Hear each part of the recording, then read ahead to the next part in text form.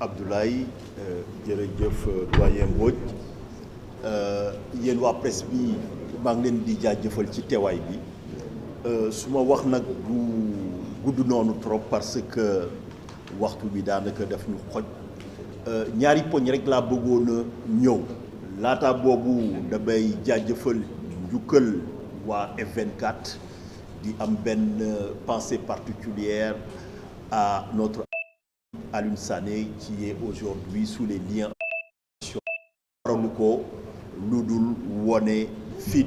ak détermination ñu koy jëm a xoxotal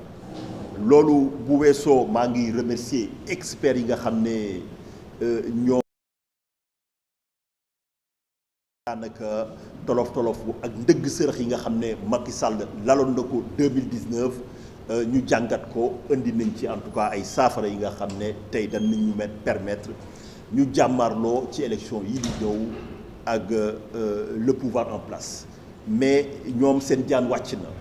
tey ñaari mbir moo des bu dee candidat yi am nañu seen i parrainage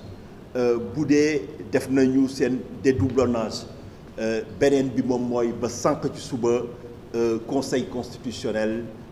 waxuñu ñun candidats yi ci yan anam la nar a nattee en tout cas parrainage yi nga xam ne moom la ñu ko nar a jëbbal yéen a ngi fàttaliku que 2019 conseil constitutionnel ci boppam moo mujj jënnee benn décision moom mi nga xam ne moom mooy juger moom moo créé ay propres règles loolu déjà warul am parce que normalement lu toy nii parrainage contrôle bi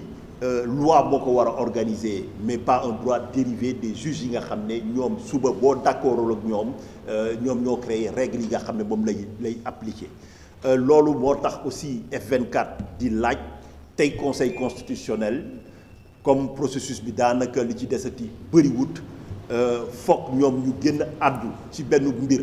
moom mooy tey règles yi nga xam ne moom la ñu appliqué woon 2019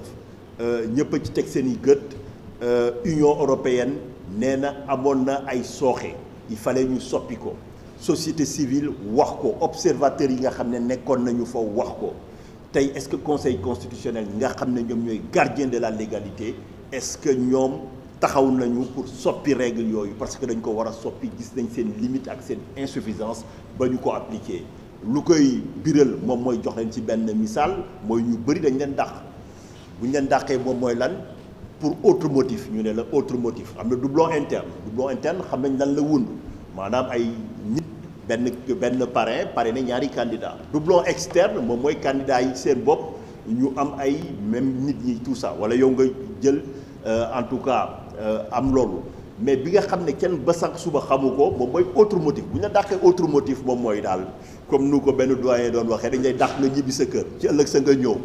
ñu xool jéem a xool lu tax ñu dàq la loolu dafa nekk benn danger parce que tey n'importe quel candidat mën nañ la dàq pour autre motif après boo ñëwee rek ñu soog a indi lay wala benn alibi ne lii moo tax ñu dàq la loolu démocratie mënta doxe noonu donc loolu moo tax F24 laataa ñoo yegg foofu laataa ñoo jàmbaarloog Macky Sall danañ commencer ak conseil constitutionnel parce que moom mooy juge élection yi te moom moo teg règle yooyu beneen bi moom mooy loolu benn information bu ma leen di jox la laataa ñoo dem ci contrôle parrainage bi moom mooy conseil constitutionnel ba muy génne décision boobu pour lal règle contrôle yi boobu décision wu cour de justice de la CEDEAO bi daanoogul woon conseil constitutionnel titre bi nga xam ne moo ko créé ci constitution article 98 bi moom moo proclamé que traités internationaux yi ont une autorité supérieure à la loi ba abadan gisuma conseil constitutionnel am fit wala sañ-sañ wax ne effectivement que décision cour de justice de la CEDEAO mënta primer donc loolu élément nouveau la par rapport ak décision boobu loolu moo tax luñ koy njëkk a laaj laataa ñëw yegg ci mbirum parrainage mooy ne ko yéen ay gardien de la légalité yéen a jugé yéen a prêté serment plutôt pour faire respecter la constitution article 98 dafa ne traité bu ñu xaatim bu ñu demee ba xaatim ko ba mu daanu boobu maanaam moo ëpp gëdd moo ëpp maqaama tey yéen décision ngeen créé décision boobu amul sax gëdd amul maqaama wu loi ni règlement ni décret d'une certaine manière donc tey dama leen di tegal lenn li nga xam ne moo ko fuuf nee na lii ci seen bopp dafa xëtt yoon léegi dañ leen di laaj laataa ngeen di dem di contrôler sur la base d'une illégalité ngeen waslu ak ngeen wax ñu est-ce que règle bi tey mën ngeen ko téye est-ce que système bi mën nañ ko appliquer kooku c'est un élément nouveau bi nga xam ne dañu koy laaj pour demander conseil constitutionnel mu réviser effectivement décision boobu mu écarter ko et partant mu écarter lu tax boo koy def parce que dama dem cour suprême dans un premier temps 2000 ci élection législative yi ñoom ñu daw res parce que dañu ne comme conseil constitutionnel joxe woon na décision ñu laqatu foofu ñu nekk ñoom décision au conseil constitutionnel donc s'applique à toutes les autorités publiques et privées donc ci dëkk bi ñu ne leen waaw ñu jubaat élection ñu delluwaat fi ci weer bii passé tey foofu ci suma carrière avocat boobu laa gis li ma mës a gis moom mooy agent judiciaire de l'État nga séq ak moom mbir moom ñemewul bind noir sur blanc dara dafa ñëw rek ne il s'en tient à la sagesse de la cour avocat général bi nga xam ne moo leen di représenter ñëw ne aussi il se tient à la parce que amul benn juriste bi nga xam ne am na crédibilité am na sañ-sañ ci carrière am mu bind noir sur blanc que arrêt wu CEDEAO c'est pas supérieur aux lois nationales duñ ko mos a def juge yi ci seen bopp ba ñuy joxe seen verdict ñoom ñoom ak ji gën a bett parce que dañu ñëw rek ne rejeté nañu ko ba sànq suba waxuñu benn motif donc amuñu benn sañ-sañ et maa ngi xaar ñu jox ma décision bi parce que danaa ko laaj donc décision boobu du ñu mos a am sañ-sañ ni décision yi appliqué donc mbir mi waxoon nañ ñu ne mbirum njuuj njaaj jeex na mais mbirum njuuj njaaj bi dafa jël beneen forme moo tax ñun ñu war a adapter suñu stratégie par rapport ak loolu fu may jeexalee moom mooy aussi tey wax nañ leen mbirum parrainage bi dédoublonnage bi doublon bi moom mooy ci nga xam ne mooy njëkk a déposé kooku moom du am doublon tey ci yan anam la ñu nar a donc tànnee kooku ba sànq suba xamuñu ko ñun est-ce que day nekk tirage au sort comme lu ñuy def pour tiro bii di benn pièce puis du face ñu xool kan mooy jàll est-ce que dañuy jël ay tur yu bëri ñu dugal ko est-ce que ñoom dañ koy def ci seen machine comme nu ñu ma joxee fiche 90 ba sànq suba xaw ma lu tax ñu jox ñu ko amul benn rationalité maîtrisable ou est-ce que dañ koy def devant huissier d'une certaine manière donc ñaari ponk yooyu en tout cas moom laa bëgg a yokk ci liggéey bu rafet bi nga xam ne informaticiens yi def nañ ko muy complété ñoom ñooy experts yi parce que tey loolu lu muy wone rek tey pour jeexal foofu laay conclure moom mooy dañuy yóbbu conseil constitutionnel mais nekkul conseil constitutionnel moo waroon a saytu mbirum parrainage yi dañu waroon créer benn conseil informatique d'une certaine manière parce que juge yi seen bopp gënuñu xam yéen sénégalais yi mbirum logiciel yeeg yooyu nan lay doxee tey dañu ñëw rek di déglu ay informaticiens alors que constitution dafa ne 2000 signatures nga war a wut ci 7 régions différentes mais tey yéen a ci teg seen gët mos naa leen wax ne doo leen mës a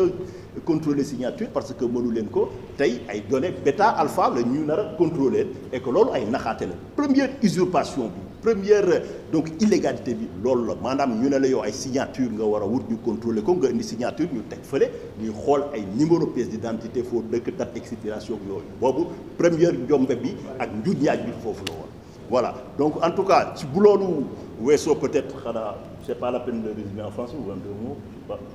2 mots en français donc c'était juste en tout cas pour déjà remercier les informaticiens qui ont eu en tout cas à travailler sous la direction du coordonnateur du F24 et de son staff. Je tiens aussi à rendre un vibrant hommage et à exprimer une pensée particulière donc pour notre camarade et ami Alioune Sané et nous lui disons en tout cas depuis là où il est sous les lions illégales parce que c'est une détention arbitraire de la détention nous n'oublions pas en tout cas nous avons une pensée pour lui pour sa famille sa femme et ses enfants ceci étant en 2 mots comme je le disais tout à l'heure les experts ont fait leur travail ils nous ont trouvé des solutions informatiques pour déjouer les pièges que le gouvernement avait mis en place en tout cas pour évincer illégalement des candidats aujourd'hui donc il nous reste 2 problématiques à solutionner. La première problématique, c'est demander au Conseil constitutionnel maintenant de nous édifier sur 2 choses. La première, c'est que pour poser les règles de contrôle, c'est le Conseil constitutionnel donc qui a créé ses propres règles en rendant une décision pour dire voici comment nous allons contrôler. À mon avis déjà, c'était un procédé illégal parce que il y a la séparation des pouvoirs, c'est pas de la vocation